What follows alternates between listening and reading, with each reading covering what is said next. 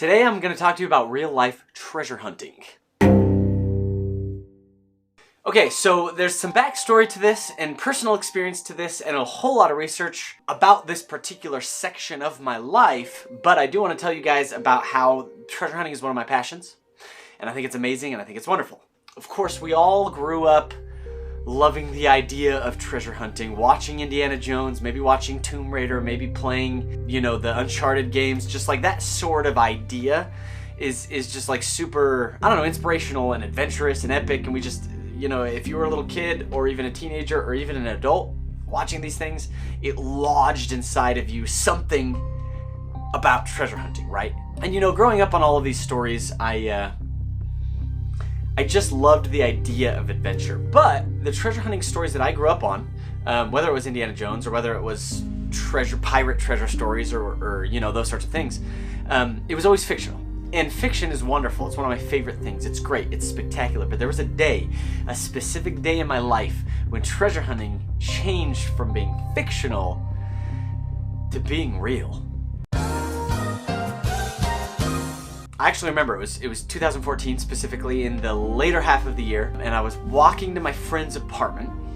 I was living in an apartment complex when I was going to college, and I was on my phone, and I saw I think on some social media, I saw a link to an article that just said, real life Utah treasure hunters go after blank, blank, blank. It just trailed off. Just for some reason, all in one moment, I just was like hit with this realization before even reading the article, because I clicked on it and I read it immediately as I was walking to my friend's apartment. I was like, oh, is this real life? I had never ever before even entertained the possibility that treasure hunting could be something that is happening currently in real life. Now, this was before I went on to study archaeology at college, and before I had taken any of those classes and everything. And obviously archaeology and treasure hunting are not the same thing. I think they maybe sometimes can come from the same desire to just explore the unknown. But there's also obviously grave robbing, and that's something I'm vehemently against. But I say treasure hunting as like the adventure aspect of these things. I think archaeology and treasure hunting are not mutually exclusive, and I think that treasure hunting can be done, I don't know, well, I'll explain. That's not very clear. Sometimes I'm all over the place with my thoughts. I want these videos to be very much like, oh, we're sitting down as friends and I'm just kind of info dumping on you, because I do that. I have ADHD. So if you ever are confused about something, please ask me in the comments and I'll clarify. But anyway, what I want to say is grave robbing, bad. Archaeology, good. Treasure hunting can be either, isn't necessarily bad or good, if that makes sense. So for me, treasure hunting is basically, when it happens in real life, is researching a legend or piece of folklore about a lost treasure in a specific area, trying to do as much research as you possibly can, maybe going to look up old maps, find people who have claimed to have information on these things and trying to sort the fact from the myth, and then potentially going out and looking for it. Now, the treasure hunting is the looking for it. The archaeology or the grave robbing starts after you found it, right? What you decide to do as a person, the moral decision of reporting it to the proper authorities so that they can do their work, or taking it for yourself and trying to profit off of it, which is not good. That happens at the end of treasure hunting. So treasure hunting is like, for me, the pursuit of trying to find something, if that makes any sense at all. And I realized that this can be a real thing, and it became one of my greatest hobbies. I actually wrote a book about it. I wrote a book about the Three Lakes treasure in Kanab, Utah, and I'm gonna make a whole video series on that. I did all of the research. I interviewed all the people associated with the treasure, many of the people, watched all the documentaries, pieced that together. But that all came about because of my original love for treasure hunting. So let me go back to this article that I read. These people were searching for, in the article that ignited all of this, these people were searching for Forrest Fenn's treasure. Now, I might make a specific video about Forrest Fenn. There's a lot of opinions about Forrest Fenn. The treasure that he hid has been found, and it was in the wilderness for about 10 years. But what happened was Forrest Fenn was, a veteran and a very successful owner of an art gallery, and did many, many things, had lots of adventures over his lifetime. And then he put between $1 and $3 million worth of gold and artifacts in a small chest, hid it in the Rocky Mountains in late 2009, early 2010, and then wrote a poem with clues to find the treasure and published it in a book. Now, a lot of people will say different things about Forrest Fenn, that he was kind of a con man that just wanted to sell a book, or that like there's a lot of other things that people have that you'll find if you research. But what we know is true is that Forrest actually hid this treasure, and that 10 years later in 2020 this treasure was found. Now, this was the very first real life treasure that I ever went after, and I went on several trips, mostly to New Mexico, where it didn't end up being. They found it in Wyoming, and actually they didn't say exactly where it was. We haven't, as a community that searched for this treasure, had the satisfaction of knowing where the exact location was, because there were different safety concerns and the way that it would affect this area and people wanting to go visit this area. There were some concerns there, maybe for the wildlife or the environment. I don't know about that, but I do know that the Forrest Fenn treasure was what really, really ignited my real life treasure hunting phase of my life, which I hope lasts forever. And I know you hear about this a lot, like in movies and everything, but like, it's not about finding the treasure. And I know it's like, of course it's about finding the treasure. You're hunting treasure to find treasure, but I just want to tell you about a story. When I was going out to search for Forrest Fenn's treasure in New Mexico, which was not where it ended up being, somewhere in Wyoming is where it ended up being found. But I remember me and my friend were planning on searching Forrest Fenn's treasure. We had decoded the poem a little bit. Begin it where warm waters halt. Take it in the canyon down. You know, all those parts of it. And we thought we had a pretty good lead. And it was in New Mexico, and it was a couple hours from my house. I was raised on a farm in Colorado. And so we decided we were going to go, and we were going to be treasure hunters, and we were going to do this thing. And I just remember, as we were getting ready to leave, two of my younger sisters were at home at the time. They were maybe like, I want to say 12 and 14, around those ages. For some reason, we were just sitting there, we were about to leave, and I was like, oh, do you guys want to come with us? And my mom's like, yeah, I think that'd be a good idea. So we loaded up my two little sisters, we got in the car, we went on this road trip together. And like, here's the deal. I know that you hear this all the time about treasure hunting. I know that you hear like, the real treasure was the adventure we had on the way. But like, the real treasure was the freaking adventure we had along the way. Like, the memory of being with my little sisters on this adventure was a core memory for all of us. And we talk about it, we're like, hey, remember all those years ago when we went looking for Forrest Fenn's treasure? We didn't find it. We thought we had a really, really good solve.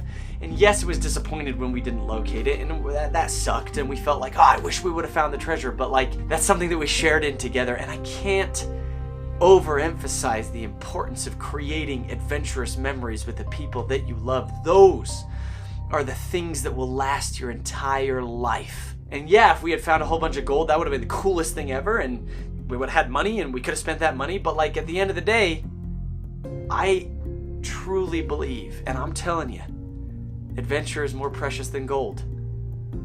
Adventure, love, sharing in adventure with the people you love 100% builds the kind of memories that like the human experience is all about. And so treasure hunting for me, you know, is a vehicle towards that adventure. It's a vehicle towards that curiosity and imagination. And again, like, of course I want to find the freaking gold. I want to find the lost city in the jungle. I want to locate the underground cavern that's full of wonders beyond my imagination. But it means nothing to me if it's not part of, you know, sharing adventures with amazing, incredible people. And it's about, at the end of the day, it's about the story. It's about the story that we made together. And it's that story is priceless. I mean, $1 million of gold is $1 million of gold. That's pretty dang cool. But an adventure, a real adventure, becomes a story that no one could ever take from you and will never, ever, ever be undone. You can never unhave an adventure. Real life, actual adventure. And I'm all about real life, actual adventure. I love stories.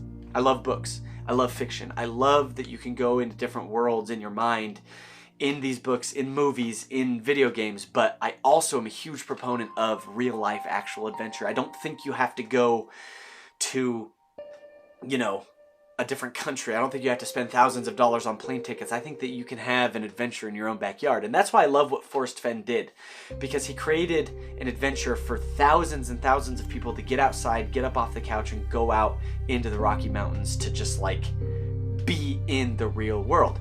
And there is some controversy. A couple of people did lose their lives looking for this treasure, and there's a lot of other people that felt betrayed when it was found, and a lot of stuff like that. And I'm not trying to justify those sorts of things. I'm just saying, like, the idea of hiding a treasure in the wilderness and making a poem to find it just really enchants me. And no matter what you say about it or how you feel about it, it is what got me into this sort of adventure, searching for treasures that have taken me across the world. North, South, Central America, Europe, Australia, Tasmania, all of these places. And it just really helped me kind of realize that this can be real life. And if you think that you live in a place where there are no treasure legends, you're wrong. Every single place that I've ever traveled, all across the United States, into Europe, into different countries, North and South America, everywhere you go, there's a treasure legend nearby. At least in like a couple hours of your house. I promise that there is some sort of treasure legend within a short drive or train ride or plane ride of your house, or boat ride, I guess. Everywhere that I go, I just look up that area and treasure legends, and there's always something. And a lot of them aren't true. A lot of them are started maybe with a true story and were changed by people, but I love that. I love the idea that fact becomes folklore, folklore becomes legends, legends become myth. Like, that sort of thing is just so cool to me, and I love untangling those myths. So I promise that if anywhere that you live, any place that you exist, anywhere that you visit, there are treasure legends that you could go search for, or that you could go, have this experience. And then from then on, you'll be a treasure hunter, and you can tell your kids and your grandkids, like, yeah, we searched for that treasure. And I think that's the coolest thing. And I wanted to be the kind of grandpa that could tell that to my grandkids, like the different treasure hunting, like that I went looking for Spanish gold in Florida with an underwater metal detector, that I went in the Rocky Mountains to look for the Forrest Fenn treasure, that I went to Three Lakes Ranch where Montezuma's treasure was supposedly buried, that all of these places that I've been, I am a treasure hunter. And you only have to go on one treasure hunt to be a treasure hunter. It doesn't have to be successful. And again, if you are a treasure hunter and you find a treasure, please, do the right thing and report it to actual archaeologists that can do the work that they're supposed to do with it. Again, that whole thing, I believe in being a moral treasure hunter if you're going to be a treasure hunter. There are so many humans that have hidden so many treasures out in the world, you would not even believe it, in every single part of the world. And I'll make a lot of videos about these individual treasures, but if it gets you out on a hike, I think that's the coolest thing ever. These stories are the coolest thing ever. And this is kind of an introductory video about treasure hunting. I wanted to just kind of give my overview about that it can be a part of your real life. And I'm going to do videos about the Three Lakes Ranch treasure. I'll probably do a maybe more in-depth video about Forrest Fenn, maybe La Señora de la Tocha, the shipwreck in Florida that I kind of studied when I was down there. All of these things are very, very much like real parts of our world. And the treasure's not always going to be gold and silver and money. A lot of these treasures are going to be historical things that are lost to time. And I've been searching for legends of cities in the jungle, or legends of just anything out there that was lost by humans that we're trying to find again. I think qualifies as a treasure hunt. Anyway, I know this video was kind of chaotic. I was just kind of going stream of consciousness here, but treasure hunting is cool, and I'm excited to talk to you about some of the stories. And I guarantee that if you want to be a treasure hunter, there are treasure legends surrounding you, and you can go out ethically to search for those things. Anyway, I just wanted to tell you that. I'm Levi, and this is Outlandish.